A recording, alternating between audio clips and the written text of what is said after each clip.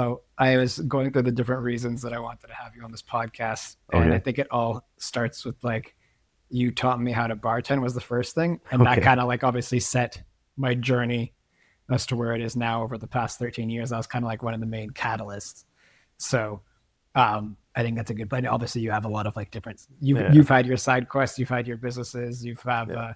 where you're working on now. You got a TED talk, and you dealt with your own like mental health struggles and everything. So you've been through a lot of different things, all this different stuff. Yeah. Yeah. So I thought it'd be a quite an interesting talk. So Yeah. No, thanks for having me. Yeah. Yeah, 13 years. Yeah. Yeah. You put a number on it. It's like, holy crap. Yeah. It's quite the time journey. So, flies. yeah. Yeah. No, absolutely. So, yeah. No, I don't know, man. When you talk about bartending, that's such ages ago. Like, for on the record, I will say is I was never really a great bartender. I think it was all just really schmoozing and, half the time Googling, Well, how to make a there's drink. three main things that you taught me that I remember. Okay. One was how to hold the bottle properly so you don't have to like screw up your pores. Okay. Okay. The next one was to always wipe the bar top. So, because the last thing somebody wants is that if they lean on the bar top is to get their Yeah. shirt wet or something. Yeah. And the Yeah. third one is to always let the girls dance on the bar top because the guys just will come spend money if there's girls dancing. So Yeah. just let Yeah. them Yeah. dance and Yeah.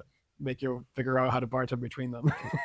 You know what? It's funny that you mentioned that because if you actually translate that into life lessons and relevancy to now, yeah, it's all still relevant, if you use those analogies. Because, like, the wiping the bar top thing, I was super anal about because I was tired of seeing other bartenders just like not give a crap about the next customers coming in. But yeah, that just comes back to, I don't, yeah, that stuff is, there's a life lesson in there too, habitually. So, yeah, no, I'm glad. Yeah, no, I'm surprised. I didn't know you even retained any of that stuff. It's funny that you say that because I remember going to a bar and leaning on it, Yeah. and my shirts got Oh, wet, and I was talking like a girl yeah. or something like that, and then I had to like pretend that like I was still comfortable, and I Yeah, was yeah, sitting there yeah. like, God damn, this bartender doesn't know the basics. Oh no, yeah, true, true. Oh man, that's awful. Yeah.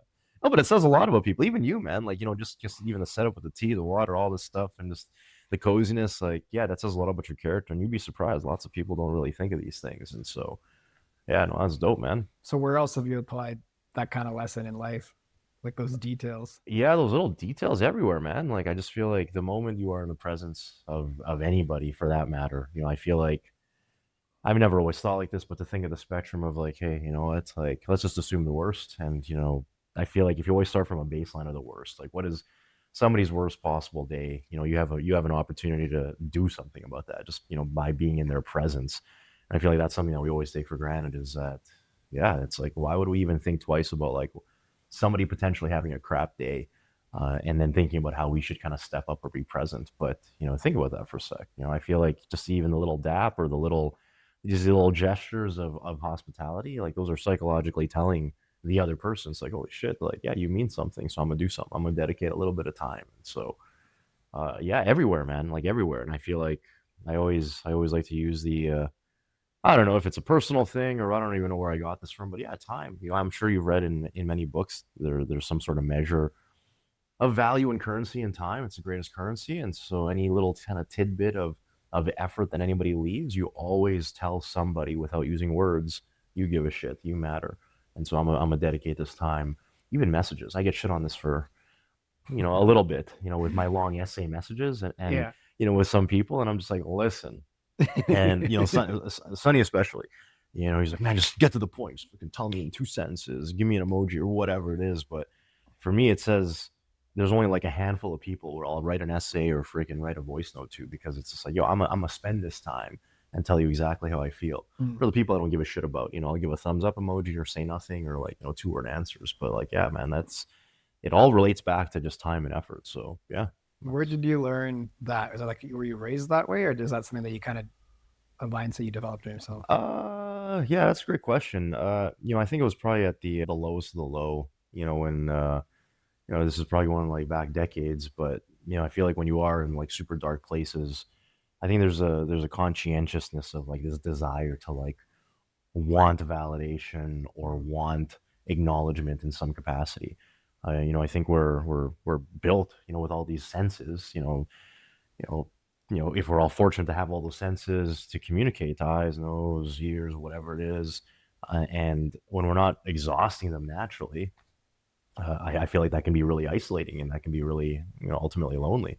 And so when you are in those dark, dark, dark, dark places, uh, to have anybody or any moment just acknowledge you, in any capacity, Mm. yeah, it hits different. And so, uh, yeah, I think that really was born out of like the darkest moment that I can probably think of. And I reached out to, I'll just say someone, Mm. and yeah, they just gave me time. They gave me hours actually, and I didn't realize until that moment that so many moments after that, when I was feeling just absolutely horrendous, I would trickle back to the moment. Oh yeah, you would reminisce those couple hours that you spent with that person, Mm. and sometimes that's all you have to lean on, and that's why like more than ever, I think how you treat people and how you engage is ultra important. But it's not easy.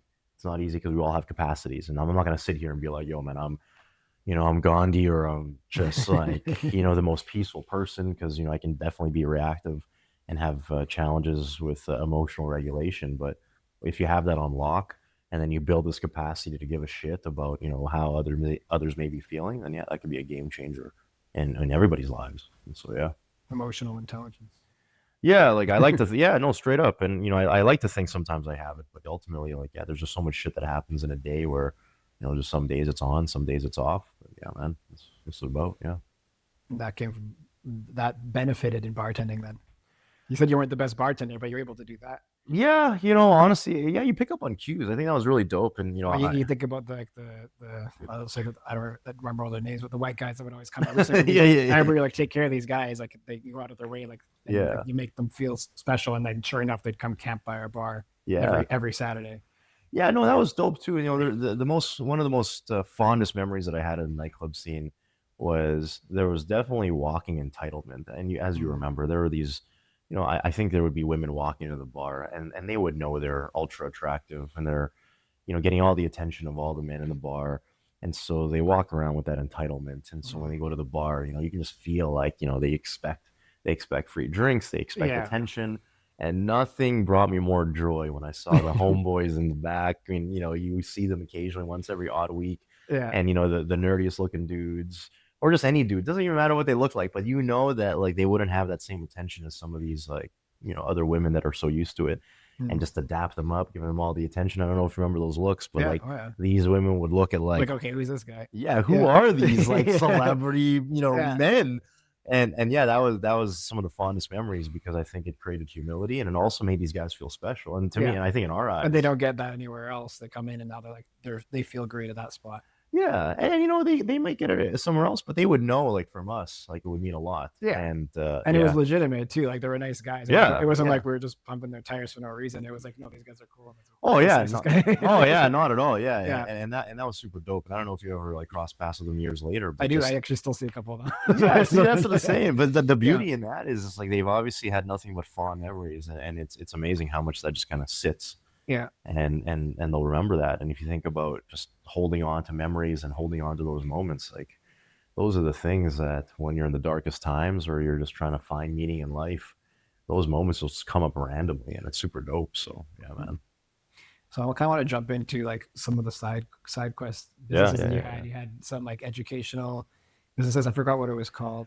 There was two of them. Yeah. One of them was called You Learned, and Yes, that's the one I was thinking of. yeah, You Learned was just at a time before COVID started, and we were trying to change the game of education. Me and my business partner at the time, we were kind of fed up with the education system. Ultimately, there was a lot of shit online that we could learn on our own. There was a lot better profs and instructors that could have taught us stuff, and we honestly thought experiential learning was the best way. Mhm. And I think you're a walking advocate for it because there's no goddamn course on customer service in our undergrads, how to treat people, and the spectrum of all these characters that you'll meet. Yeah. And so we said, fuck it, like why don't we get actual people who give a shit about what they teach, and then somehow turn that into an opportunity to bring people together and and learn something. So we Yeah. did photography, we did videography. There was like a nutritional thing that we did where we were kind of cooking basic meals. Mhm. Yeah, there was a lot of dope stuff. Yeah, I remember like it got quite a bit of attention for a while. There were Yeah, quite a few good classes in there too. yeah, and you know what? That was something that always goes through my mind, and I think I kind of had the authoritative credibility in that sense because I always think in the world of pessimism all the time. I always think of how is somebody going to shit on this? That's always been my mentality walking through life is how is somebody going to shit on this? And a lot of that is born out of insecurity, and a lot of that is born out of, not, I don't want to say wanting to prove people wrong, but Yeah. it was always out of a place where it's just like when you get told you can do something, or when you get looked at with zero credibility, it's such a fucking sinking feeling. And I Yeah. hate that. And I always wanted to always be prepared to combat So that. you're like looking for what the weakness or pain point might be and then addressing it ahead of time before somebody else can. Yeah, absolutely. And I think for myself, getting into the academia fields, working at the university for like what, just over 8 years now, Mm. I saw all the spectrums of like what credibility was. You got the PhD guys, you got everybody with multiple degrees. They've been teaching for 30 years. So I always try to dissect like what is it about their teaching styles and how they present themselves, and are there gaps there? And if they are, like how do we take those gaps and capitalize on and create an experience? Mm. And then yeah, I think we killed it. But the problem is that I learned a lot about myself as a business owner and working with another person. Yeah. Unfortunately, it didn't work out dynamic wise from a standpoint of I felt like I definitely was unnecessarily dominant. I had a smaller perspective than she did. I think I think for her, she saw a lot of the credibility because I had, I guess, on paper more experience and Mm. some credentials and whatnot. So there was almost like a respect thing, but also, when disagreements were there, I think I kind of admittingly kind of got forceful and said, fuck it, we should do it this way and just like run with it. Were you guys 50-50? Yeah, we were 50-50. I Uh, think that raises issues at some points too, because you almost need somebody to have like the final say. mm, Otherwise, you always end up, yeah. you know what I mean? Yeah, it was tough. I learned a ton of myself, and I think for her, because I owned a lot of the technology side of things, and I made a lot of poor Mm. decisions, and I think money too. I had no financial gauge of like where an ROI was. Why the fuck would we spend thousands on goddamn pens and freaking like pop sockets? No one's gonna give a shit about this stuff. But I was like, oh, it's all about the experience, and I was really pushing justification for shit that I thought would yield return. Yeah. And so that just came down to inexperience. And then when COVID hit, we kind of, she actually was smart to say we should go online, like we should turn this thing into online. I said, no, that's Yeah. fucking dumb. It's COVID. Like we're gonna be back in the no. This is absolutely not, Yeah. We're not going to be shut down for that long. absolutely not. And then yeah, she was right, but we clashed, and unfortunately, yeah, we just. I had a bad. I look at it in retrospect, and like I absolutely could have treated her better, and I could have did so much just better as a human. And yeah, I think the pettiness on my side was just amplified. I think I just left a bunch of shit at her door, and I don't think she's gonna. I think she's got a shit ton of pens and pop sockets now and t-shirts. But yeah, other than that, yeah, and just that died. And then I kind of had this itch. I was like, fuck, like 5 6 months passed. I'm like, shit, I gotta do something. So I said, fuck, COVID's real. So I said, fuck it. I took the same business model, turned it online, and I called it Saber Blitz, Mm. Saber for knowledge, and Blitz, a rush. So I kind of like had to play on words. And yeah, so then we did a bunch of online classes. And then, yeah, I got a knock on my door with some legal trouble because I was using stuff that was kind of sort of proprietary to Oh, ULearn. We had some content that were like I was repurposing. yeah. So then, yeah, I had to navigate that. So that was interesting. But yeah, but yeah, like I think ultimately during COVID, so many companies were ramping up, especially in the education field, Yeah. Like Khan online learning. Academy and Udemy and stuff like that. Exactly, Yeah. exactly. So we tried to get ahead of that, and but we tried to capitalize on live online learning. And You try to make it more personal with the teacher and thus you can connect with the instructor, right? yeah, there was a lot of stuff that I think kind of worked. Like, and it was I I really truly believed in just I'm always a proponent for just not charging anything until the experience is validated and, Yeah. and credible. So I don't know how many classes we did, but we probably did like 20 classes that were Mm. completely free, but we were paying the experts. We tried to do like some salsa classes as well online, which was really awkward because the internet connection was sketch. So the Yeah. instructor was lagging out, and I was like, I'm not accounting for these things.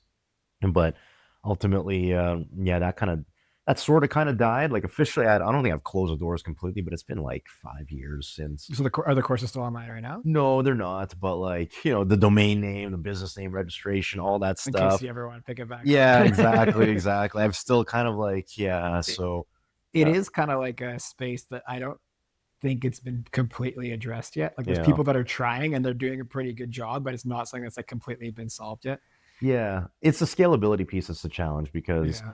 I still believe there's a space for it, but then you really have to do the grunt work to validate the people. Like, can you imagine, like even in this city, if you had 20 solid instructors that were just passionate and they knew how to Mm, teach and they were engaging, how would that turn out? I feel like people would show up because you can turn into a group event, especially if it's in person or online. But if you do it right, I still believe there's a space for. That's why I haven't completely let it go. The fact yeah. this is on camera, then I think Lex is gonna hate me for that. But yeah, she definitely calls me out on I just gotta let some things go. But education is always something I'm super passionate I about. was gonna say, why do you have such a compassion or attachment to like the education side? Is it because you don't like how it is, like, or is it you see other people that are missing out on the same opportunities, or like what is it? Yeah, that fuck, that's a great question. Honestly, the reason why I'm so obsessed with education is because I never want to step into a room and act like, okay, I'm the all-knowing person, and you must listen to me, and everything I say is like, super factual, and because I have whatever credentials, you must listen. I feel like that just creates an imbalance Yeah, of comfort. I think at the end of the day, think about all your university classes or any post-secondary class. I don't know about you, but it fucking feels awkward. You yeah, walk in, it's just like you got this like got some old white dude, or whatever, whoever it is. But on average, you see an old prof, and they're teaching you stuff.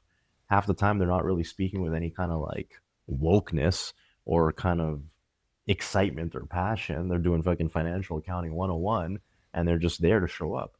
yeah. And so And you're more so at that point, you're pretty much just learning from your course book and barely from the professor because it's you're yeah, not even. Yeah, yeah, and that's so disheartening yeah, because what I've learned, being an instructor is you have so much influence and power mm, to be able to not only change somebody's day, but to really change the trajectory of how somebody's going to, pursue a passion, pursue interest, pursue really anything that could be ultimately a telltale sign of how the rest of their life could span.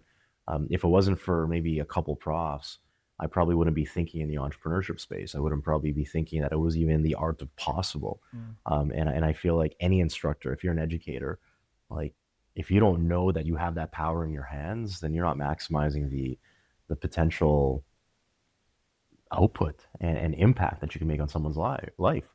And I think that's why I do admire educators, but I struggle when the educator doesn't realize their power.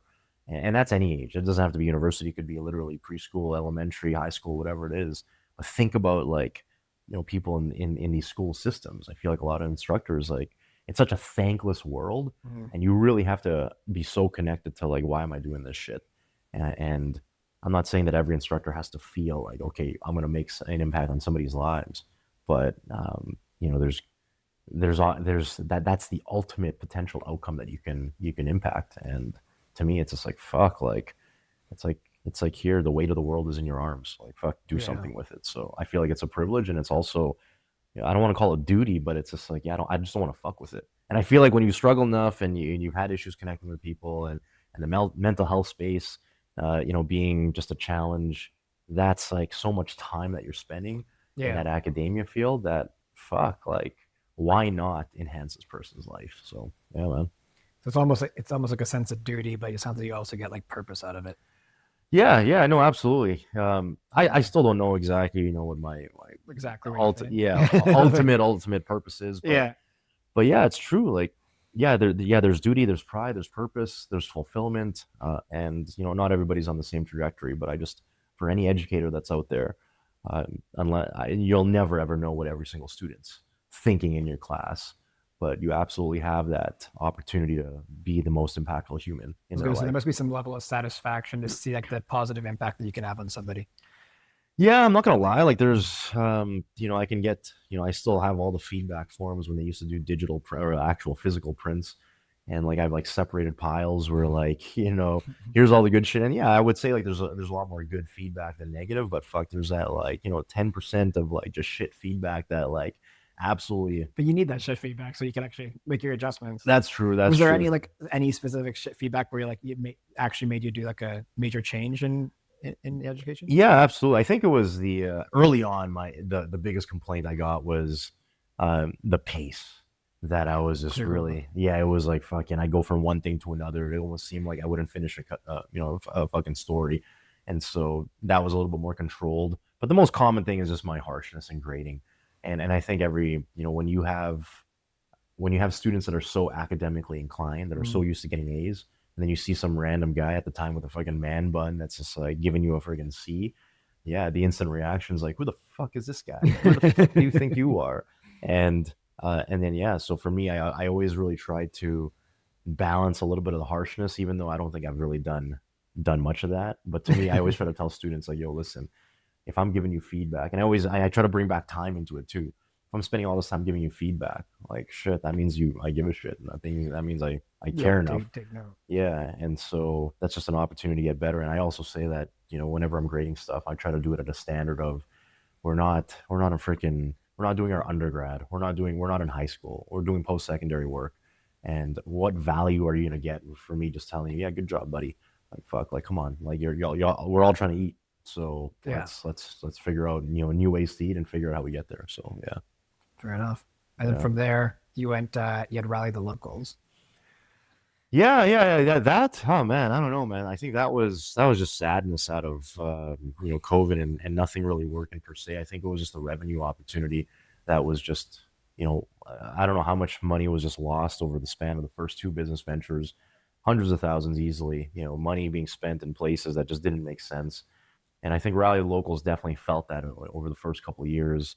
But Yeah. the intent was I saw so much shit where all these businesses were just like suffering and like just absolutely like closing down, and I was like, fuck, like there's got to be like something out there that actually promotes these local businesses and just tells their story in a meaningful way.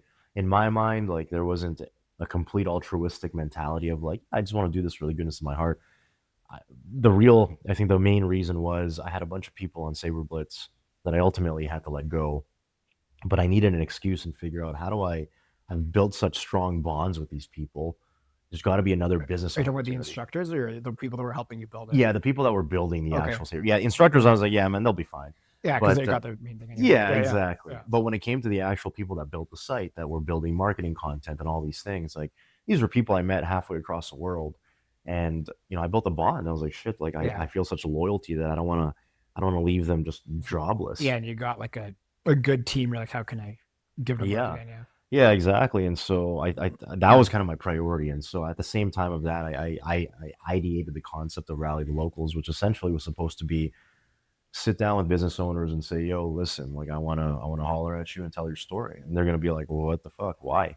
And I'm gonna be like, "Well, this is what we're building. We're building a Mm. platform. We want to build community. We want to build awareness." And the next question is always going to be, well, how much? And like, what are you getting out of it? I'm like, well, it costs you nothing.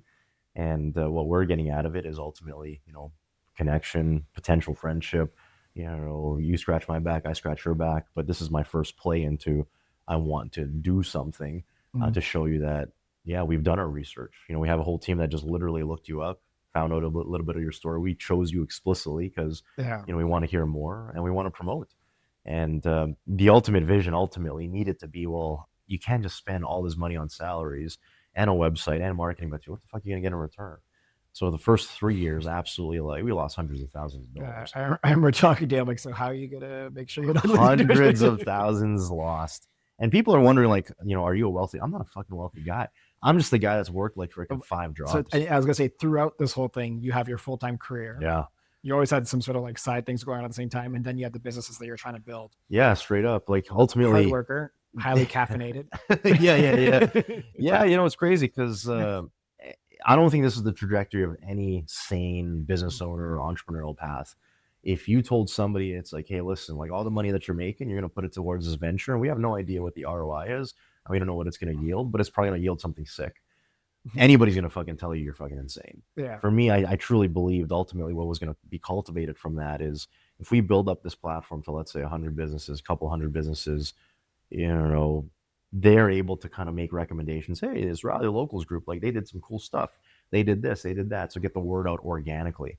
And that was supposed to lead to marketing opportunities where it'd be like small marketing engagements. Like, hey, can you help us with our website? Or hey, can you help us with building this campaign or whatever. I mean, just the ability to tell their story, like that's basically one of the most important parts of marketing and business is like not only knowing your story, because a lot of people can't even conceptualize the story behind their business in the first place, Yeah. but then having an outlet to tell it and ability to tell it, then you get that's kind of what you guys are doing for people, which I think was a Yeah. very undervalued play, to be honest.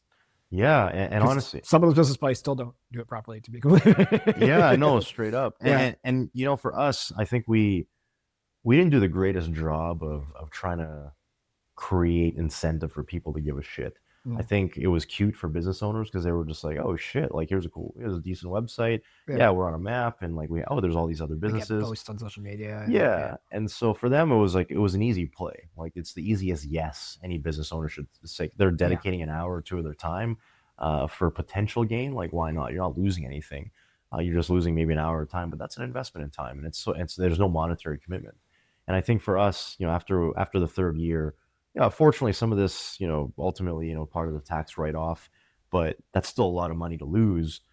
There needed to be a little bit more aggression and like, okay, like how are we doing this? And so we Trying to made it. start monetizing kind Yeah, of thing. exactly. And fortunately, like we did get some small contract engagements. Like there were a couple businesses that reached out to us for a website, and that's definitely more in our tech realm. Yeah. So we built a couple websites. Yeah, we got some like random videos and whatnot. But then I said I made a play that to this day I know maybe not the most glamorous play, but I said fuck it, let's do a market and let's do it better than all these other markets. Not to talk negatively about other markets, but I noticed a trend of like these business owners that are at these markets, they're paying whatever they're paying for a table. So if you're a candle maker and you pay like $200 for a goddamn table, I don't know how many candles that And all is. you get is a table, and half the time you have to bring your own table. Yeah, yeah, yeah, yeah. There you go, right? And then, Yeah. and then, yeah, you gotta They're always just not done in a sexy way to be completely like yeah. exactly. There's no marketing, there's no push, there's no materials for them to adopt, and so all those pain points that these business owners had, I wanted to kind of double down on that and put a cool brand on it. And so that's when we did Rally the Locals after work at the Event Exchange Center, and it was okay. I think some businesses broke even, maybe a couple of them, made money, and then there was a couple that just didn't make any sales at all. And some of those businesses, they just fuck it, here, take your money back, which Yeah. I thought was which people thought was even more insane. But that to me was a play. It's like, yo, man, I'm truly fucking committed. Because if I'm not committed to these people, I would honestly treat them like a transaction. I'd be like, fuck it, cool, all good. Like we made marketing material for them to post. We were making all these things to make sure their environment was catered. But the problem is I didn't have the know-how to bring people to the goddamn market. Yeah, So that exactly. was a little bit of a fail. But it got us some decent like social media content. It got us some awareness. People that did show up, Yeah. the classic attendees of a market. You got your younger, probably female demographic. I feel like that were mostly into that scene. They showed up, and I think they were super excited of the concept, but obviously we didn't get the numbers that we wanted. So yeah, that was another quite a few grand of quite a bit of money that was lost there. But then I said fuck it. I tried again, and I said fuck it. We'll try it again. 6 months later, we went the Latin route. Yeah. So then we had a lot of fun building this brand, Rally the Locals Puro Sabor, which was essentially all Latin based business owners under one roof. We did get numbers I pulled up. So we had a lot more people show up. We tried to make it a little bit more like showy. We had some Mhm. like entertainment, but I didn't. Again, it came down to like attracting the right people to attend. There were people that weren't necessarily big spenders. Maybe just showing up to maybe dance or just look at the entertainment. And Yeah, so yeah. there were some businesses that absolutely sold out of like whatever they were selling, but there were also some other businesses that didn't. And so it was an experience, and then that was the last market that I hosted. I really always wanted to get into the event scene. The things that you and Hua are doing, I Yeah. always wanted to like feel what that felt like of like, oh shit, that's my event, Mm. and get people to give you all the affirmations and excitement because like it's fucking awesome. Like you're creating this like experience for people, and to experience it those 2 times, I think was dope. But fuck, like it's a lot of work. Yeah. And now I understand the world that you're in. And it's like I don't know how you guys do that fucking for a living. It's a lot of fucking work. It becomes like a you have the team that knows what you're doing, and then you have to like yeah. I mean, it's like anything else. You learn how to do it, and then you can like kind of copy paste and make your adjustments as you go Yeah, along. yeah. But yeah, kudos to both of you because like yeah, the messaging, the favors you ask, and the promotions, and it's endless. Gotta learn how to be rejected. Yeah. Oh man, that was tough, man. Yeah, that's yeah, yeah, absolutely. You gotta have thick Yeah, I skin used for to that. just send like I think I had like a quota to myself, like how many Instagram messages I'd send a day or Facebook messages. It'd be like Yeah, 100 to 200 a day or whatever. And I message yeah, people like, hey, do you want to come out this weekend? Do you want to come out this event? yeah. And then sure enough, you got like 90 people don't respond. Five of them like unfollow you or Oh something. man, yeah, And then yeah, five of them become your best friends for a yeah, little yeah. bit. Nice. Yeah, that's awesome. Yeah, yeah. Yeah. So that was really the locals. And you had a TED Talk in Toronto, was it? Yeah. It was Toronto. Yeah, I was at Ryerson University, which is now named Toronto Metropolitan University. So they got renamed, but yeah, that was during COVID, and so that was an interesting.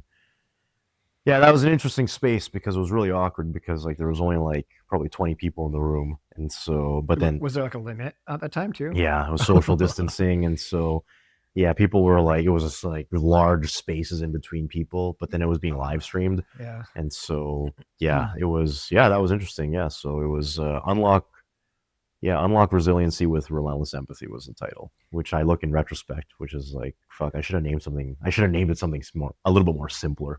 Fair But enough.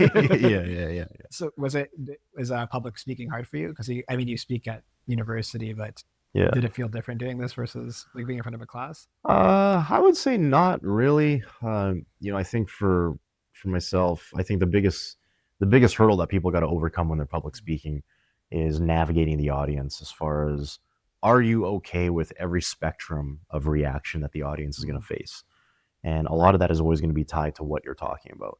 And so if you're supposed to be talking about accounting and you're not an accounting expert, there's going to be some faces that are going to probably be looking at you in a type of Like, what way. is this guy talking about? Yeah, Yeah. exactly. And if you can't anticipate how to maybe address those faces to get them into a commonality of like understanding Mm. or some sort of like level playing field, yeah, you're probably doesn't matter how great of a public speaker you are, you're probably gonna, you'll probably fumble the bag a little bit and you'll just trip over your words. But I think for me in this space, I felt like ultimately, just a deep story, personal story you're trying to share.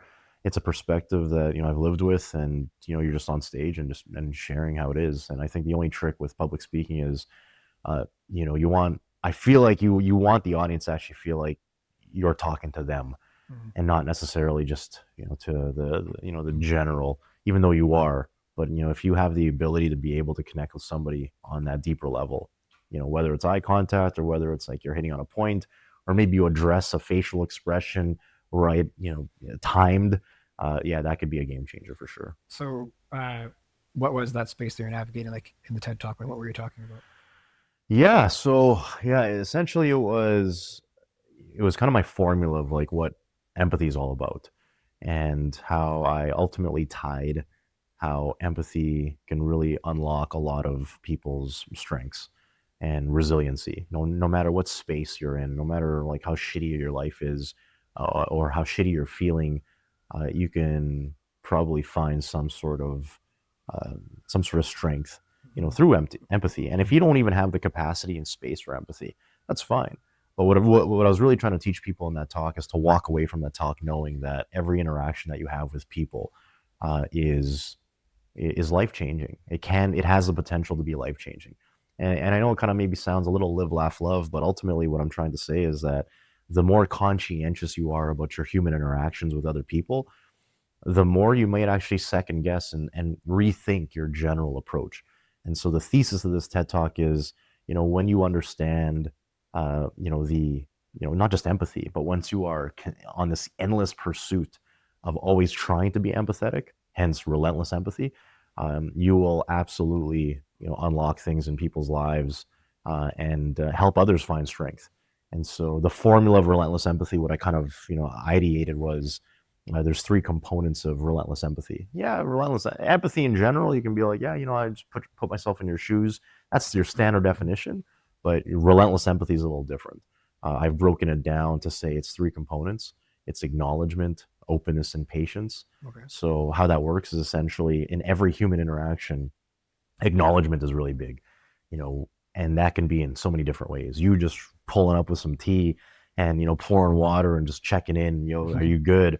You're literally acknowledging my physiological needs and just me as a person and me being present. That's freaking dope. And then further along, if I'm communicating and we're chatting and we have any kind of disagreement or any kind of like maybe differing perspectives, openness, which is another component. If you have this level of openness in our dialogue, in our engagement, you'll always have a wider depth of possible opportunity to understand. No Okay. matter how intense your view is, just being open in general will cultivate a little bit more of that like level playing field. And the last one is, which is the hardest one in my personal view, is patience. Is no matter how much of all the stuff that's going on in your life, you have the ability to control your patience. Yeah. And so that ties into emotional regulation. That ties into all these so many things that just our capacity is constantly wavering through so many different things. But if you are conscientious of that patience, what that actually enables you to do is pause, ask questions, check in. It enables the other kind of triangle of patience, of openness and acknowledgement. So my my formula that I've curated is this triangle of acknowledgement, openness, and patience. That is going to be able to help you cultivate empathy, but on a relentless pursuit of it. And there's no cap. And then ultimately, throughout that whole process, if you're doing that over and over again, you might be the catalyst for somebody else to find their strength, or you might actually be the catalyst for yourself to be like, "Holy fuck! Like Mm. I didn't even know that, or I didn't even learn that," and then you're finding now new strengths to turn up and like do whatever. So yeah. Oh, that's cool. What was the inspiration behind that? Like, what kind of led to that building that framework kind of thing? Frick, yeah, not to sound Mm. super dark, but just like wanting to die. Like I think that Okay. that yeah, just to put it bluntly, I think that's ultimately what started it. Is that when you start entertaining those thoughts, it's a really scary place. And I'm not going to sit here and do the cliche story because I feel like there are some clickbaity type stories around mental health Mm. where people's kind of illustration of struggle is maybe sometimes commercialized or even bloated, where when you deep dive into their life, they're not actually either telling the whole story, or they're missing pieces, or it's just for show. Mm. And just to cut through all the crap, like just to say, hey, like when there is a belief that, I want to like dip, and you dive into like why, and you list all of like the 100 reasons why you want to do it. um, it almost it's this fight or flight mentality Yeah. of, you know man, you have all these bears, all around here. I think it's a perfect analogy because what actually inspired this is I used an analogy of a bear. Mm. And if you have maybe not the peaceful, happy-go-lucky bears you have here, but if you have like a gangster bear literally pull up on you Yeah. out of the blue and just roar in, and whatever it is, whatever the fuck your mental state is, let's just hypothetically say like you are in the most negative mental health state of your life. Mm. I'm pretty fucking sure you're not gonna be like, I'm gonna lay down and be like, yo, bear, hold on a sec. This is actually coincidental, perfect timing. I'm gonna just lay down Yeah. and you can just do whatever you want and like, just maybe go easy on my feet. But Yeah. like, do you, right? Okay. I truly believe, and this is all hypothetical, but I truly believe no one in the world is gonna do that. That's what I truly believe. And I'm willing to, yeah, I'm willing to, bet on that. So if you use that logic and say, okay, if that is the logic, but then I'm feeling a type of way, what does that action actually tell me? Mm. So to me, that action tells me is like, there's actually a part of your soul that is actually innately built to say, yo, man, I want to be here. Mm. And that was kind of like the starting point of realization of when you feel like you're reaching the edge, and rest in paradise to the souls that have lost their lives, in that way. But I guarantee there's probably those moments where when you have that point of like, okay, like I'm at the edge, you start entertaining different thoughts, and that fight or flight mentality might kind of be amplified like the bear. And I truly believe there is varying ranges of like what the fight is Mm. in that spectrum. And I truly believe everybody fucking has it. And the whole thesis of this TED talk was ultimately to try to say, yo, listen, you may not think you have any capacity to give a fuck to be here, but I promise you, there is like at least 1 fucking percent of you, 0.001% of you, that no matter how shitty your life may be or how shitty your situation is, there's fight in you. And how do we fucking extract that and cultivate it? And that's what this is. Because think about it, you're in your lowest state, and think about your lowest state, Mm. and then think about how you got out of that. Beyond maybe some of the things that are non-related to people, accumulate all of the moments and interactions you've had with people along the way. There had to be of been like some sort of moment that was like even a positive takeaway. Mm. And once you compound that over and over again, you start to realize, oh fuck, like there's maybe there is a light. And that's all this shit that I'm saying is so much harder Way easier said than done, Yeah, it's but like it's the in belief. hindsight, just like that's how you come up with. But Yeah, yeah, in the moment, it's very different. yeah, So absolutely. so you were pushed to the edge, and you found like that like fight. Yeah, yeah. I don't know if it was fight per se, but there definitely was a desire to like pull myself out. Mm, One of the things that if you think about this bear analogy, mm. bears pull it up on front of you. You're probably gonna think of all the ways. Like, what are you gonna do? Like, think about that for a sec. Bear falls out of the sky, and he's about to like basically threaten your Falls life. out of the sky. Falls out of the fucking sky, literally like, yo, man, I'm gonna kill you. Like straight Yeah, up, like I'm gonna yeah, kill you. I like to think our gut instincts, our fight or flight instincts, is gonna be like, okay, shit, like, what is our immediate vicinity? Is there any weapon that I can yeah. use? Or you're How just trying to fast? run as fast as you Yeah, can. Yeah, exactly. How probably. fast can I run? Right? Like, Yeah, where can I run to? You're strategizing. You're doing yeah. all these things. And so when you get to that edge, I feel like your mind gets triggered in that type of way. And I feel like it was maybe, one of those edge moments right around 21, 22, where I don't know, I can't even explain it, Mhm. but there was a number in my phone. It was just labeled TT. That's all it was. And it was an acronym for Teen Touch. Okay. And that phone number was put in my phone probably, I remember it was like grade 9 French class. I don't know why I remember that so vividly, but that's because they came in to do a demo. They came in to like just talk about their services, and for some miraculous reason, I ended up calling that number, and I can't even explain the logic. It wasn't, and this is not a way for me to tell people. It's like, hey, when you're feeling bad, call this number. No, but that was just my realistic, like, yo, this was my fight or flight moment. I Yeah. called the number and I just hung up. Somebody picked up, said what's up, and I hung up. But the reason why that's so impactful and very, very important was the fact that somebody picked up. Somebody picked up, somebody acknowledged. Somebody cared enough to answer the phone. And what I didn't realize, like what I didn't realize intuitively was that unconsciously there was acknowledgement of my existence. And I think that gave me a little bit of unconscious strength to like, okay, cool. Like, and I think I remember that night too, called, ended up crying myself to sleep, and then woke up, and then I had a bunch of things I had to do. But then, that whole scene happened again.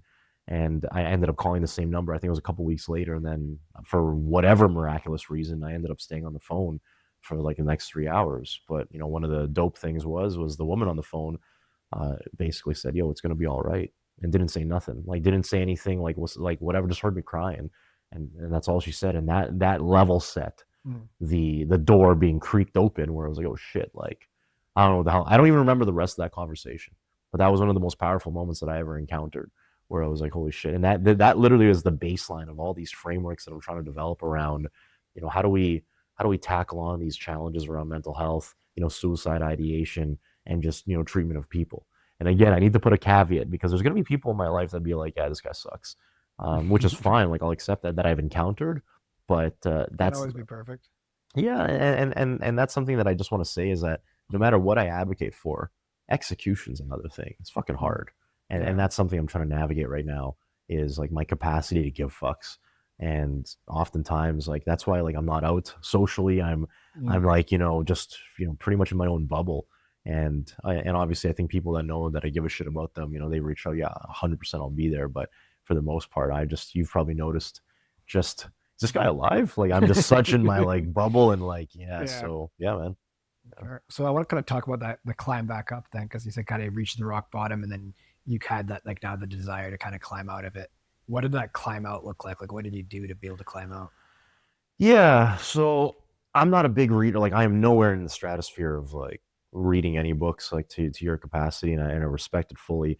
One of the things that this woman that I was reaching out to through this number, I think we spoke maybe 4 times, and then she had told me that I couldn't call anymore, because like it was only one line. It was one singular line. It was a Winnipeg line, Mm. and that it locked up other ones. So if somebody else is trying to holler, like, you got this freaking busy signal, it's like, well, what the fuck, like, and so, and she was right to say that, and we kind of, we parted ways, but I took offense to that. My Mm. my my my bodily reaction was like, wow, fuck this bitch. Like, she's trying to, she's like everybody else, and Yeah. I turned it into something so negative. But what I couldn't take away from that was all those conversations we had. We literally, they would find their moments in so many different random spots in my day. And one of the things that she suggested was to read this book by Stephen Covey, Seven Habits of Highly Effective People. Okay. And so that was ringing through my mind. And I said to myself, I'm not going to read no goddamn book. some self-help book and try to like, better my life. I don't need that. Like that's just a cop out. But lo and behold, I ended up reading it, and I think a lot of that just kind of was a paradigm shift into the way I thought. And the first couple habits in there, I think one of them was begin with the end in mind, which was a really tough concept for me to grasp.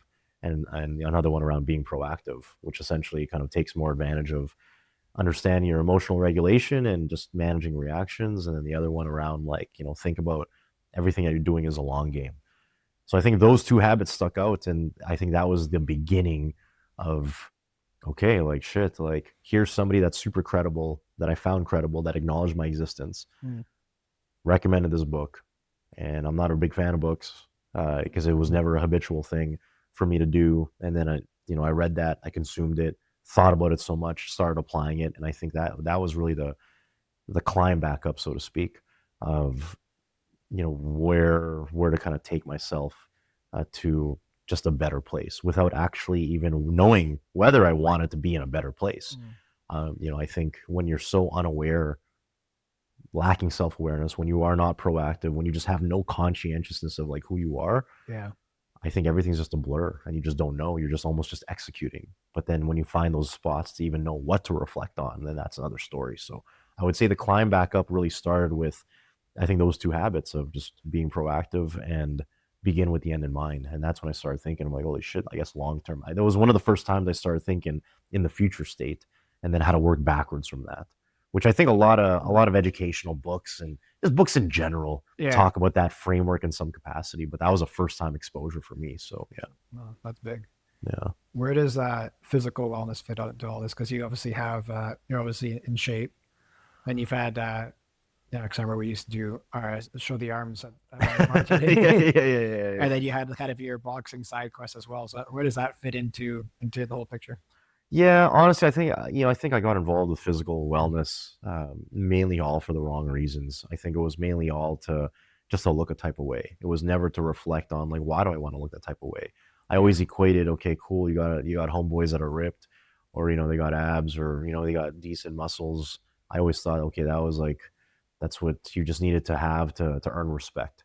So nothing was ever looked at in a way where it was for me or there was a deeper meaning than that. I think it Mm. was all purely for aesthetic look, to just feel accepted. And I think I look back in retrospect, all of that is the wrong reason.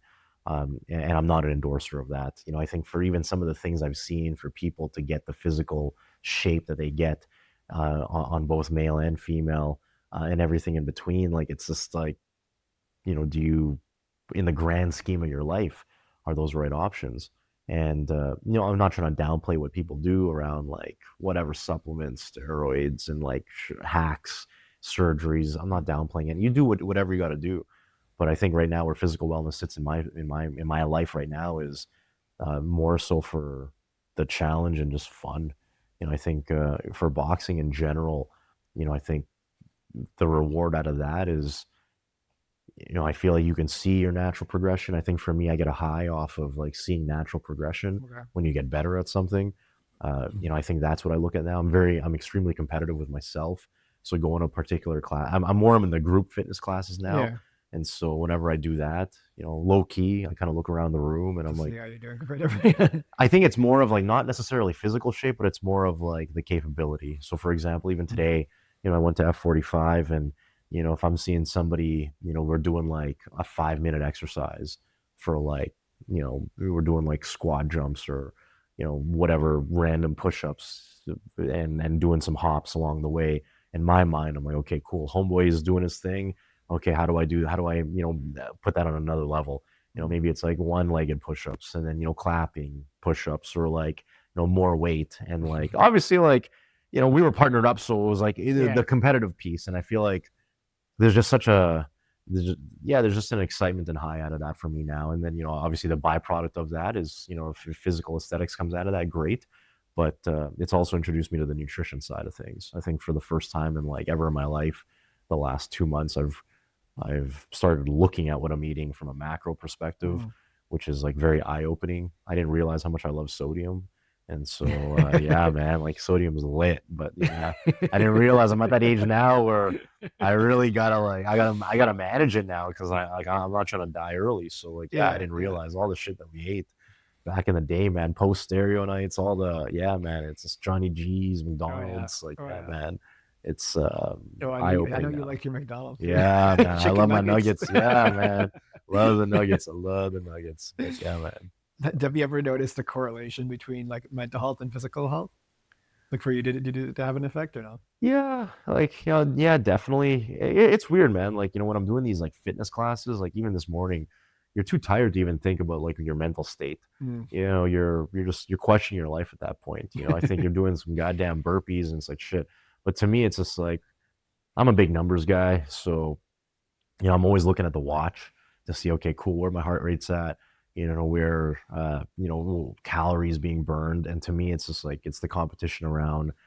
I think the beauty in this is now is like when you're working out enough, your heart doesn't necessarily have to work as hard. And so you're building heart health at the same time. So I'm not really necessarily big into like the heavy resistance training. I'm really all about like the high intensity interval training, anything kind of cardio based like that, Mm. because I feel like your heart is what's going to keep you here longer, not necessarily big ass biceps. Like at the end of the day, it's, that's something that's cool. So, things that I'm doing now versus maybe 2 years ago, to see me put less effort in from a heart standpoint is like fucking dope. And so when I'm putting my body through that, yeah, man, I don't know. Like I think you feel better after. Yeah. In the moment, I'm like, fuck, I'm too busy freaking like going through the most And right then now. after you feel like you got through a battle. Yeah, yeah, yeah, yeah. And I feel like Yeah. maybe there's like mental clarity, maybe there's like something like I don't know, man. Like I feel like, yeah, I think there is probably a correlation, but I think that's more getting into the science behind it. I think there's got Yeah. to be something there. Yeah. I think so. Yeah, that's just a Fair enough. guess. Yeah. And then so now you are the CTO at Hostly. Hmm. How did that happen? How did that happen? Yeah, frick, I don't know, man. Stephen Hua came to me, reached out. Very rare in my life will I ever turn down like a free Red Bull or a free drink. And so yeah, he reached out. He wanted to meet at Junction. He pitched his idea, and I honestly thought it was kind of ridiculous because I'm like, well, if I had $1 for every time somebody reached out to build an app, I'd be like, well, I'd have a lot of dollars. And yeah, I walked through a bunch of edge cases. He came to me and said, "Hey, listen, I got this vision, around bringing people together through events, intentional events. Knowing just curated plans that people can sign up for based off whatever circumstances." I thought conceptually was great, but my mind doesn't think like that. My mind thinks about how is the execution going to go down. So to me, I'm already running algorithms in my head about all the possible things that can blow up. So Yeah. instantly, right away, safety issues, privacy issues, data integrity issues, just hate, Yeah. people drama on the Oh yeah. platform. Like every social platform, like is there's so many intricacies that the average person will not really understand or know the technical impact. Yeah. And so Steven had answers to a lot of things, but then what I questioned most about him was his commitment and actual willingness to see this thing through. It's the first thing I questioned when he Oh, really? yeah. Oh, yeah, no way. Yeah. And so I think so I gave him a test. The first real test to him was I told him straight up, I said, listen, like, I need you to watch this show, all episodes, and then talk to me. Mm. And it's not on Netflix. He had to buy it. I think, yeah, he actually made the commitment to buy it on Apple Which show TV. is it? Super Pumped. Okay. And so Super Pumped, highly recommended. It's a story about Uber. And so it was done in a like kind of a documentary style, but it's like with real actors, really good actors actually. I think it was like 8 episodes, it's the whole story of Uber. And I said this whole show is very representative of what we're probably gonna have to deal with. Mm. You talk to me after you're done, then let's talk. And then I remember he sent me, yeah, he finished it in like a day or two. I was shocked. I was just like, because I didn't believe him. I actually didn't Yeah. believe him. I'm like, yeah, this is Stephen Hua. This is Stephen Hua, the legend. And you got to understand it. In our encounters, my only encounters with Stephen have been, the daps at, whatever random clubs. Like, what's up? Hey, how you doing? Yeah, good, good, good. 666. You want a free shot? Sure, sure, sure. Boom, done. And, dap up, and that's it. Yeah. That's literally been the whole like entirety of our encounters for as long as I've known him. And my impressions of him has always been, oh, this is a local legend. Mm. This is the guy that's fundamentally responsible for every single or some engagement with any big, nightlife or event, huge thing that's happening in our city. So Mm. I did put him on a pedestal. So I was like, yeah, this guy's too busy for this shit. Like he's not gonna do it. But then yeah, he came back. We talked some more. I started to. He was working with other people that were kind of like, he's a smart guy. He went to other people to kind of like paint a picture of like, hey, this is what it'll look like. He was showing me like some stuff that another designer did conceptually, and I can tell that that person really wanted this opportunity. And I kind of laughed because I was like, man, like this goes deeper than just design. And I think what a lot of people don't know in my network is I've been in the trenches. Like, I have the computer science background. It's a little dated, but from every life cycle and every involvement of implementation involving an app or software, enterprise scale, I've had my hand in it. And so I started to kind of share things with Steven about, hey, this is what you're looking at. And I actually intentionally tried to maybe scare him a little bit. I'm like, dude, like, you know, this is not like this is not a side project. This is not a pet project. This is something that's going to require resources. And I told them what our team does, and I told them like how it would kind of curate this makeup. And budget was definitely a thing that we had to talk about.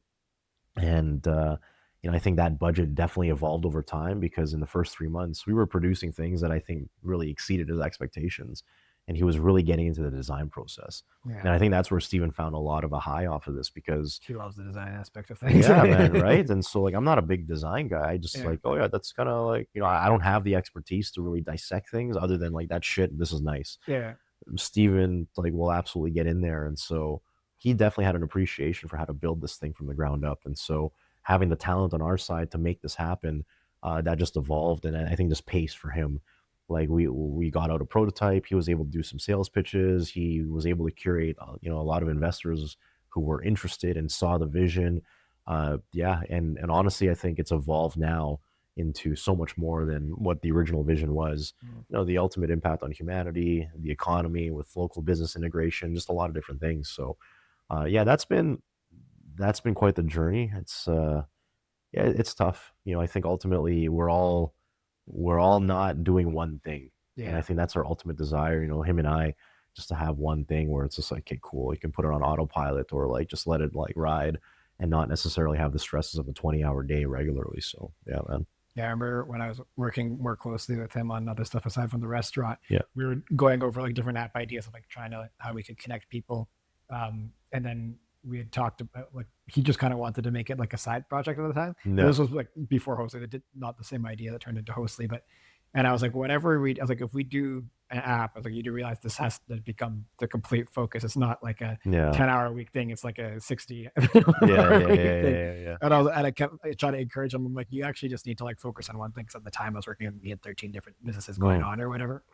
Yeah. I was like, so when he brought me to me the idea of hosting, I like it, but like, are you going to be committed to it? Like, you have to like, that has to be your focus. Like, I know you still have this going on, and you still have this going Yeah. on. He's like, Yeah. I'm closing like these few things. I'm just going to do this on the side, and Yeah. that's going to be the main focus. So Yeah. when I heard that, I was like, okay. I was like, I think if you actually focus completely on it, then it's a great idea. But Yeah. that was like that was the main thing I saw of it too. Yeah.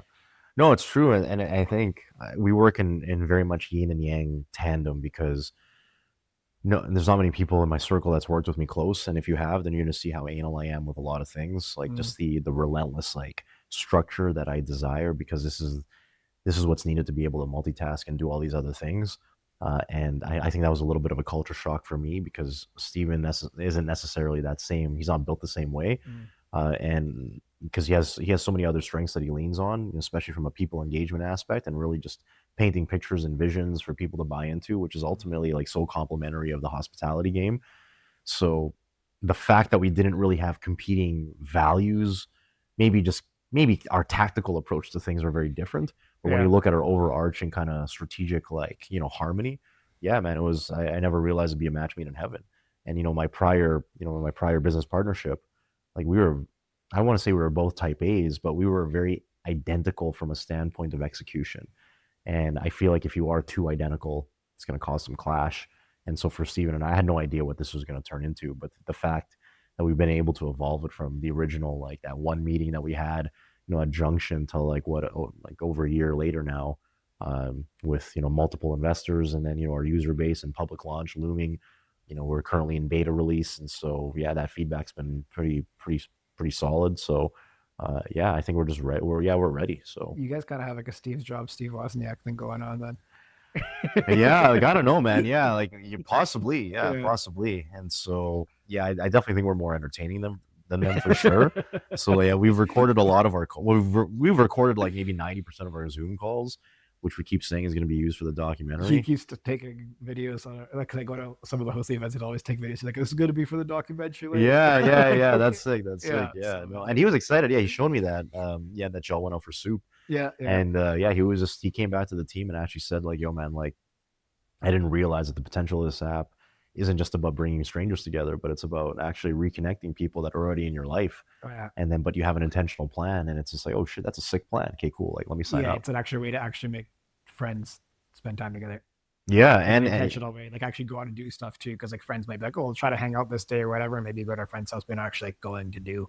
It's just kind of like I remember sitting there, I'm like, okay, I was like, this group of people all knows each other, all's friends in somewhere, but like there's no way we would have all gone together. yeah, And it was good. It was a good conversation. Everybody's involved. Everybody's having a good time. So I was like, okay, I yeah, was like, this is interesting. I was like, I liked it. I yeah, was like, I remember I put it on my to-do list for today to go make a bunch of hosting events today. So yeah, yeah, that's yeah, yeah, what yeah, yeah. No, that's I'm sick. doing later today. Yeah, that's sick. That's sick. So what does success look like to you? You've had your hand in a lot of different things. You've reached a few different levels. Like, Yeah. when will you consider yourself successful if you don't already? Man, yeah, that's a tough one. Yeah, I feel like I've answered every question very, I mean, just on the ball, but this one's tough, man. Like I don't even know how to answer that. I think, yeah, it's tough. I'm trying to come up with some filler words right now, but I think the first thing that comes to mind is my son. So my son right now, like, I still feel like there's a whole element of fatherhood that no one's really educated me on, learning on the fly. Like I'm sure, like any other new parent, I keep saying I'm a new parent, but I'm really not. My son's starting two, so it's kind of like navigating just that in itself. I'm seeing my life in a completely different light now, from the standpoint of my parents, because the way my parents treat my son, it's like night and day between the way they look at me, which is like not a horrendous thing, but there's a little bit of jealousy aspect, a little bit, because like it's like a on and off switch. Like they see him, massive excitement. They see me, uh, it's like, and so and I've accepted that. But I think right now is seeing where this generation's going. Uh, I think I have some concerns around how do you mold, people that you have direct responsibility for their wellness.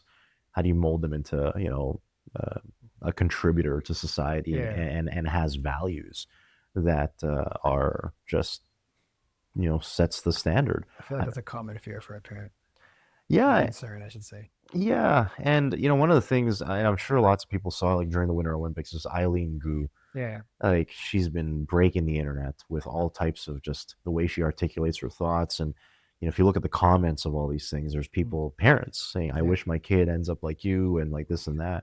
And I look at that and I'm like, yeah, and the story of the dad, like single dad, Yeah. through surrogacy, like that's even more wild. Very That's impressive. Yeah, that's very impressive. So like I don't know what, like that's an opportunity for Homeboy to monetize that. But like Yeah. anyways, Yeah. that's a side hustle or a side quest. But just looking at that, I think no one's ever asked me that in, like, I can't remember the last time anybody's asked me that, what success looks like. I think for me that my realm goes into just two, three places right now. I think my number one is my son. Is is he good? Like, is he living a fulfilled life that he can possibly, like, with every possible opportunity there? When I look at my upbringing, there's a lot of opportunities I look in retrospect that I didn't have. I think one of my biggest things that I sort of like semi resent my parents for to this day, but they don't know this. Maybe they will if they know what Instagram is, but probably won't. Is the piano. I think there was an opportunity to pay like $10 in my elementary school to, essentially go on this side quest of learning Yeah. the piano. Yeah. And they said it was too expensive. And like to this day, like I'm just like, God damn it. Like I could have been a crazy pianist right now and like playing in orchestras. But it's stuff like that I look at my son. I'm like, You want to be able to provide that yeah, opportunity, I provide guess. those opportunities. And I think that's a measure of success where, I can ultimately cultivate, you know, just different just different learning opportunities that can contribute and mold them as a person. I also look at success from the standpoint of, you know, I don't want to say giving back per se, but I do want to call it more contributing to the world, in the sense of, if it's, if we're molding these values onto my son and he's suddenly like volunteering at some homeless shelter, or like doing something, that is more impactful from a societal standpoint. To me, like that's very successful. I look at that. That's like, that's big. Obviously, there needs to be a means to actually cultivate that. You can't necessarily be the guy that's homeless and ultimately saying, okay, I'm going to give the clothes off my back and give up all my time. I got to scheme and figure out how do I like not be homeless. So I think part of the success there definitely are some tangibles there that you have to achieve, but I don't like to focus on that because it's very easy for people to say, yeah, I want to have X dollars in my bank account so then I can make moves. But ultimately, I think the success piece revolves around, um, I think societal impact and what you're doing there. But yeah, I think the main focus right now is my son. The second focus would be my parents. My parents are pushing 70. There's there's definitely I feel like my mind is in that mindset now of providing for them Mm. because my dad's about to retire this year. My parents have worked very like intense labor jobs their whole career. Their pension is whack. Savings is like limited. In our culture, it's very normal to take care of parents. In North American culture, it's really not. You dip at Yeah. 18 and you're like, peace out, I'm gonna do me. That's just not cultivated in our culture. And so to me, success is being able to give them things they've never ever seen. And I think a lot of that goes back to travel. That goes back to maybe like the occasional nice day. And these are things I can do now and Yeah. are doing now. But to be able to do that on a more continuous basis, where they don't just have to. I don't want them to worry about any more just financial challenges Yeah. because everything in that culture is so driven on finances because when they immigrated from the Philippines, to this day, they're still sending money back home to people that think they're super loaded and rich, but they're not.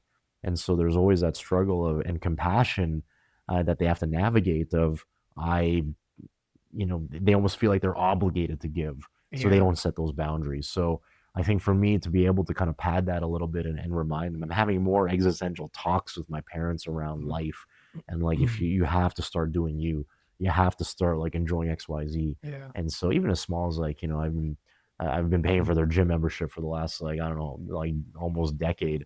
And Altea is like the fanciest gym that they've ever seen, and so I signed them up there like a couple years ago, and like those little things they come out of that just more refreshed and feeling good, and just trying to provide more opportunities for them like that. When my dad retires, they're more in a tandem now, so like what are some activities that we can plan on in regularity? So I think success to me is a seeing them build like a habitual approach to life instead of like foundationally stressed over finances. And I think that's something that to be going through that in their 70s, I just don't want to see that anymore. And I am helping out currently, but not to the means that I want.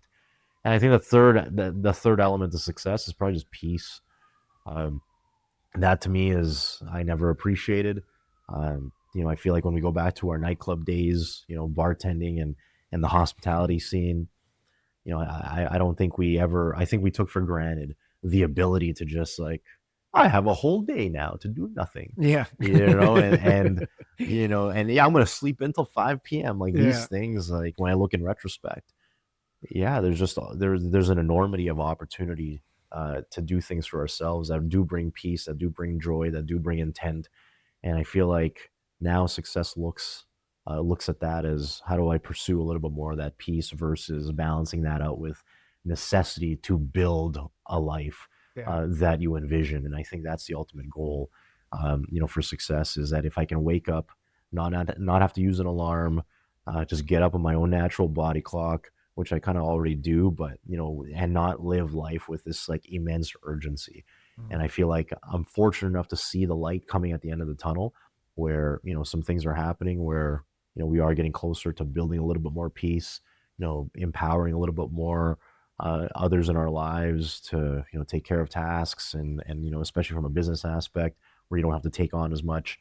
I think it's just peace. And to me, peace is ultimately just, you're not trying to live this life of forced urgency to get as much done as possible, or have the need to chase after, okay, shit, like I'm on a limited timeline. We got to do this. We got to go, go, go, go, go. I used to define success on the amount of output, and now it's not even that anymore. It's just like forget any amount of output. Is are you feeling at peace? And I think that's very different for everybody. And so that to me is That's a success. very big realization, changing from output to just like finding peace. Yeah, man. Like that's it. And And honestly, unfortunately, right now, like the output is such a big focus right now, but I Mm. know it's necessity to be able to like once I achieve XYZ output, okay, then we can entertain more conversation with peace. But at the same time, there's activities that you can innate or engage in to find peace. And so yeah. It almost sounds like your peace will come from lack of output because you're saying that like you that you want to be able to like wake up without like having to wake up at a specific time, like having more like freedom on your calendar. It's like okay, that might actually end up producing less output off the bat. So unless you want to do like the opposite of what you were doing for years. Yeah. Yeah, no, absolutely. And I think when I look at my life foundationally, there's a lot of tangibles that need to be pursued, and dominoes that need to fall in order Mm. to be like, okay, cool, I can now completely not have to focus on this big element that is a source of stress or a source of just anxiety sometimes. And so it's just like seeing things through. It's like when you're a student, you're just trying to get through your degree, but when you're done your degree, it's just like, okay, cool, now you have another set of challenges or potential other opportunities to navigate. And so that's really what it is. And the fact that I can at least see that peace is on the horizon, Mm. I think that's a big one, because some people can just never, right? Imagine being like, a single parent, and you are struggling immensely just to, make ends meet, and your kids just like struggling and whatever. And like, where's the opportunity for you to find peace? I think tactically you can, talk about finding these small moments in life, but in the grand scheme of things, having these small tactical moments of like, reading a book for 10 minutes on the toilet or whatever, yeah, that may bring you peace, but is it going to solve this whole core challenge of why you don't have peace? Mm. And I think that's where I'm kind of treading waters in now, is like, okay, cool. Like we're navigating all of these difficulties and challenges, but ultimately it is going to contribute to, the end game. And so, yeah, man, end game is peace. Like that's really it. And you talked to me 5 years ago, 10 years ago, the end game would have been very Yachts. extrinsic. It Yeah. would have been yachts. Yeah, yachts. Yeah, a lot of it. Yeah, yeah, yeah. I think about yachts, but yeah, not really a water guy. But yeah, man. Like, yeah, I know it's true. So yeah, Yeah. peace, man. That's what I'm about now. So Are you happy? that's a loaded question. I think it depends on the day, and Are you an overall happy person? you know, if you're talking about like exuding happiness, as far as like people are to describe me as a happy person, I don't know. I don't think people would, per se, to be frank. I feel like you've seen me in different settings. I think you've seen me more happy in different settings, Mm. especially in the social engagements, when there is no kind of, when you lift the veil of like, underneath all of the priorities that need to be Mm. done. I feel like that's when you can probably start to see a lighter side. If you see Mm. somebody that's a little bit more like, let's say you're like, okay, man, we're going on a boys' night, we're doing XYZ 1, 2, 3, you'll probably see me happy in that moment. You'll see me, you're not going to Mm. see a guy that's depressed and trying to like bring everybody down. You'll see a guy that's energetic and wants to like, Yeah. shit, we out here. Let's say, what up? Like, Yeah. you'll see that happiness. But if you were to, put a surveillance camera on me, all day, I think what you'll see is somebody that is extremely intentional. And, I think one of the most commonly used words to describe me is intense. And I think it's probably because the people that do see me on a regularity are unfortunately kind of a part of my life where I'm trying to build peace. It's the tasks, it's the priorities, it's the working engagements, it's the commitments. And so on the outside, people will never see, oh shit, this guy must be happy. I think my parents see me a little differently. They might Mm. see me, it's like, oh wow, you have all these tangible things, you must be happy, Mm. because they equate happiness based off of like whatever you have possession wise, Yeah. material, which is fine. You can measure happiness. Like it's to everybody's each their own on what they want to describe that as. But if I were to look at myself and just kind of answer that based on my terms, my thing, and just my definition, I would say, yeah, like I would definitely say we're treading those waters. I think I'm happy with the fact that I'm happy with the trajectory of life that I'm going towards. I'm still stressed as hell. I'm still going through a lot of anxiousness. There's a lot of struggle there, but I am happy with the fact that I see the end game, and I see the feasibility of getting there, and I feel like that in itself innately like definitely absolutely brings foundational happiness. But from I think I just laugh at that question, because people ultra close to me, they'll be like, "Fuck, when are you happy?" They'll be like that. They'll Yeah. like, yeah, and but So what do you yeah, think would have to happen for you to consider yourself like what do you would have to change for you to consider yourself a happy person? To just immediately be like, yes, I'm a happy person to that question. yeah. I think once I achieve peace, I think that's really it. I think from a Mm. standpoint of all of the challenges that I'm enduring now, and unfortunately, I think for many people, I think there's a financial element, there's a working element, there's an autonomous element. I think in life in general, I think for people, I don't want to say for people to achieve happiness, but for people to achieve a little bit of peace, Mm, which I explicitly relate closely with my personal happiness, mm, I think there needs to be a sense of, financial security. There needs to be a sense of, a level of empowerment where you are autonomous and you feel like you are in control. mm. And there's an element of a fulfillment in like whatever innate action that you're doing. I feel like you have to have those three in harmony for in my definition to ultimately achieve peace, to And you ultimately. kind of see the path now to the financial freedom aspect. It seems like you already have that kind of like almost like purpose, like fulfillment kind of aspect, and you see the progress and things you're doing. But now Yeah, you're like kind of almost reaching that point where you're like, okay, I'm gonna feel a little bit more like financially free because you're getting a lot of.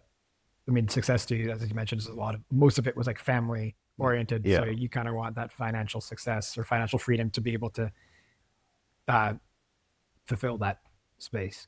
yeah. No, I couldn't have said it better. Yeah, no, that's yeah. And the thing is, I hate treading the waters in the monetary world because of the fact that it is very it's very external to us, and it's very like you still see celebrities, massively depressed, and they'll have every financial resource out there. And I always say it's always easy for somebody to say money isn't everything. Tell that to somebody that's struggling immensely and has never seen a positive balance in their account. Um, like talk to somebody in that space, they're gonna be like, yeah, well, that's laughable. Yeah. And so I'll never be that guy to say, oh, it's not all about money, because in some people, like, we have to acknowledge like that's what it is. Every problem is a money problem until you don't have money, until you have money. Yeah, Yeah. exactly. And so yeah, I think when I look at that trio, I think the fulfillment and the autonomous aspect are very important, because if we don't feel like we're in control of like any aspect of our lives, then I think it's kind of awkward. Or we're just, I don't even know how to describe that. And I wouldn't feel at peace with that. Mhm. And then the fulfillment piece, I feel like everybody's going to find on their own way. And so, in that trio of like finding peace, ultimately relating to my happiness, yeah, I think we're all, the waters are being treaded. I think the boat's moving forward. But yeah, I think once those three things are achieved, and there's no number per se, I think you're just going to know. And I think it's going to be measured solely based off of when you wake up in the morning, what's your urgency level, and like what's your gut feel of I got to get XYZ done. Yeah. And if you really genuinely like feel like you'll be fine, even if you don't even like pick up your phone. There are some people that they would probably lose their mind if they couldn't pick up their phone in a day. Oh yeah. And so I feel like that's an I'm basically at that level. Yeah, for sure. yeah, I feel like once I can achieve that level where it's just like, yeah, I'm gonna put this down and like not look at it for a week. Maybe we'll start with a day. Yeah, Yeah, then to me, I feel like I'd for sure have found peace. I for think sure. ultimately, Yeah, and I like so that. yeah, that would be, if I'm trying to relate things back to a measurable standpoint, that would probably be it. Yeah, Okay, I think that's a good place to wrap it up. yeah. Yeah, I So appreciate you coming on the podcast. Obviously, you've been my friend now for 13 years, yeah, and man, I didn't even throughout realize it. my like journey of up and downs, you've been like a positive force, like positive reinforcement, like always kind of cheering me on every time I see Yeah, you. fuck So yeah, yeah, hell it's yeah, been great. So I appreciate you yeah, also coming on the podcast, yeah. sharing some of Appreciate, your yeah, wisdom. yeah, absolutely, man. We'll Yeah, have to appreciate. have you back on after your next TED talk. Yeah, yeah. No, for Sweet. sure. Good Sweet. times, man. Thank you, everybody, for listening to this episode of the Now with Nick podcast with my guest, Chris Hoquis. If you made it this far, that means you must like the podcast. So please follow me and subscribe to me wherever you listen to your podcasts. You can also follow me on all social media platforms at Now with Nick. I'll also include Chris Hoquis's social media platforms in the description below. Feel free to follow him if you enjoyed this podcast. If you made it this far, I'm sure you did. I loved this episode as well. I'm hoping to have him back on again in the future. And as usual, if there are any guests you'd like me to have on the podcast, please comment them below, DM me, or you can also email me directly at nick@nowwithnick.com. Thanks for listening and be love.